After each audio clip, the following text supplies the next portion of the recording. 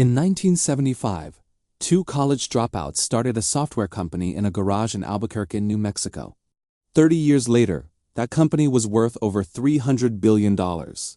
And the man who led it became the richest person in the world for 13 consecutive years.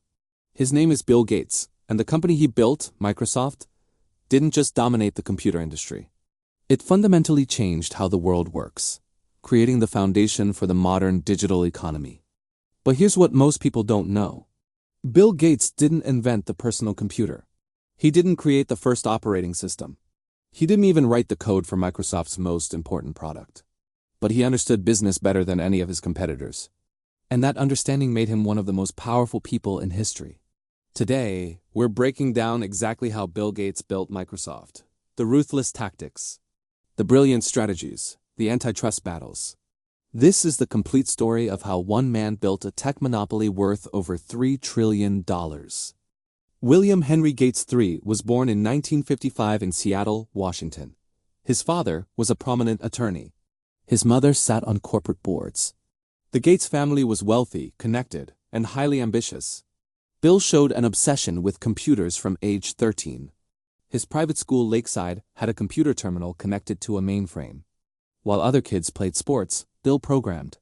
He was brilliant, competitive, and absolutely convinced he was smarter than everyone around him.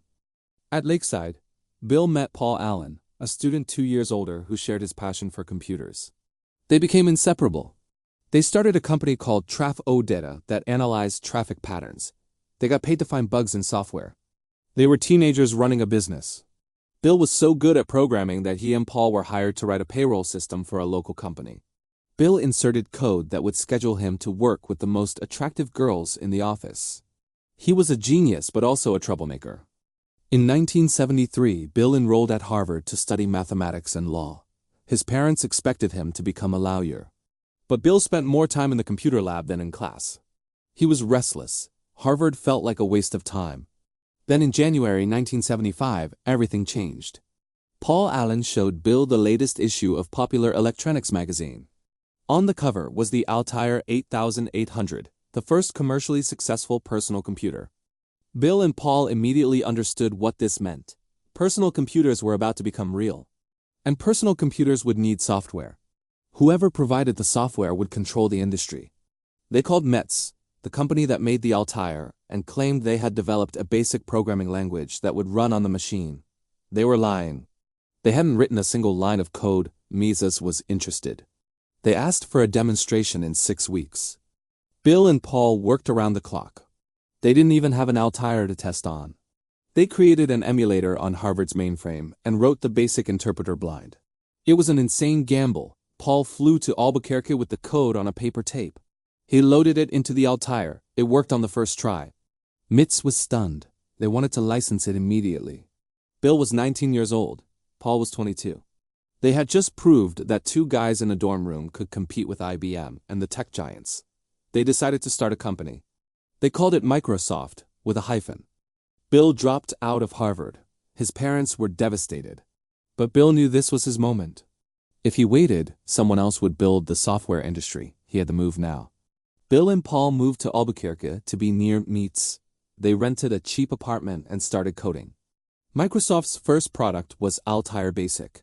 It was a huge success with hobbyists who wanted to program their Altairs. But Bill faced an immediate problem. Software piracy.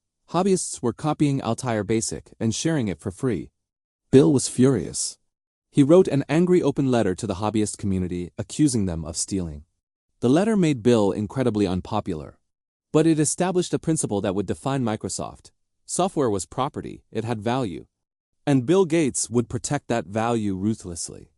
By 1976, Microsoft was growing. They licensed BASIC to other computer manufacturers, Apple, Commodore, Radio Shack. Every computer maker needed a BASIC interpreter. And they all came to Microsoft. Bill proved to be a brilliant negotiator. He didn't sell software. He licensed it. Computer makers paid per unit, creating recurring revenue. Microsoft's licensing model would become the blueprint for the entire software industry. In 1979, Microsoft moved to Seattle. Bill wanted to be near his family and recruit talent from the University of Washington. The company now had over a dozen employees and was generating over $2 million in revenue. But Microsoft was still a small fish. The real money was in business computing. And business computing was dominated by IBM, the most powerful tech company on earth. Then in 1980, IBM made a decision that would change everything. They decided to build a personal computer. And they needed an operating system. IBM first approached Digital Research, the company that made CP/M, the leading operating system of the era. But negotiations fell apart. IBM's lawyers were too aggressive. Digital Research's founder refused to sign their non-disclosure agreement. IBM turned to Microsoft. They wanted to license Microsoft BASIC, but Bill saw a much bigger opportunity. He told IBM that Microsoft could also provide the operating system. There was one problem. Microsoft didn't have an operating system. Bill was bluffing again. Bill immediately called Tim Patterson, a programmer at Seattle Computer Products who had created a simple operating system called QDOS, Quick and Dirty Operating System. Bill offered to license QDOS for $50,000 with an option to buy it outright. Microsoft bought QDOS for $75,000. They renamed it MS-DOS. And they licensed it to IBM for the IBM PC. But here's the genius move. Bill negotiated a non-exclusive deal with IBM. Microsoft could license MS-DOS to other computer manufacturers. IBM agreed because they never imagined anyone would clone their PC. They were wrong.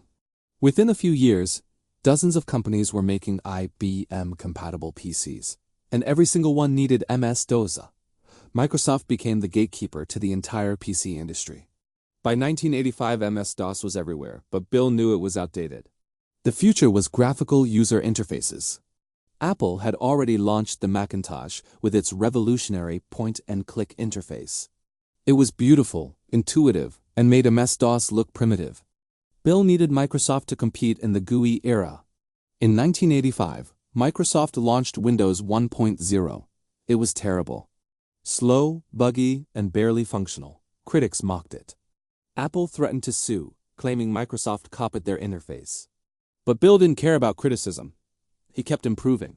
Windows 2.0 was better. Windows 3.0, released in 1990, was a massive hit. Suddenly, Microsoft had a graphical operating system that ran on cheap IBM-compatible PCs. Apple had the superior product. But Apple's computers cost twice as much. Microsoft's strategy was scale. Make Windows good enough and cheap enough that everyone would use it. The strategy worked. By 1993, Windows was running on over 80% of personal computers worldwide. Microsoft had become the dominant force in consumer computing. Bill expanded aggressively. Microsoft Office bundled Word, Excel, and PowerPoint into a single product that became essential for business. Internet Explorer challenged Netscape's dominance in web browsers. Microsoft seemed unstoppable. But Bill's competitive tactics created serious enemies.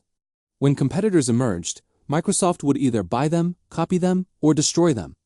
Microsoft was accused of undercutting competitors with predatory pricing, of bundling products to kill rivals, of using its monopoly power to force computer makers into exclusive deals. In 1998, the United States Department of Justice filed an antitrust lawsuit against Microsoft. The government accused Microsoft of illegally maintaining its operating system monopoly and attempting to monopolize the web browser market. The trial was brutal. Internal Microsoft emails were read in court showing Bill discussing strategies to cut off Netscape's air supply. Video deposition of Bill showed him being evasive and defensive. His reputation as a visionary was replaced with an image of a ruthless monopolist. In 2000, Judge Thomas Penfield Jackson ruled that Microsoft was a monopoly that had engaged in anti-competitive practices. He ordered Microsoft broken into two separate companies. Microsoft appealed. The breakup order was overturned, but the company was forced to accept restrictions on its business practices. The antitrust battle damaged Microsoft's reputation for a decade. But by then, Bill Gates was already transitioning away from daily operations. In 2000, he stepped down as CEO, handing control to Steve Ballmer. Bill became chief software architect, focusing on product development rather than business strategy. By the early 2000s, Bill Gates was the richest person in the world with a net worth over $50 billion. He owned nearly 10% of Microsoft. The company he'd started in a garage was now worth hundreds of billions. But Bill was increasingly focused on something else. Philanthropy. In 2000, Bill and his wife Melinda launched the Bill and Melinda Gates Foundation with an initial endowment of $28 billion. It was the largest private charitable foundation in history. The foundation focused on global health, education, and poverty. Bill applied the same data-driven approach he'd used at Microsoft to solving humanitarian problems. He studied malaria, tuberculosis, and polio. He funded vaccine development. He pushed for better sanitation in developing countries. In 2006, Warren Buffett donated $31 billion to the Gates Foundation, making it even more powerful. Together, Gates and Buffett launched the Giving Pledge, asking billionaires to commit at least half their wealth to charity.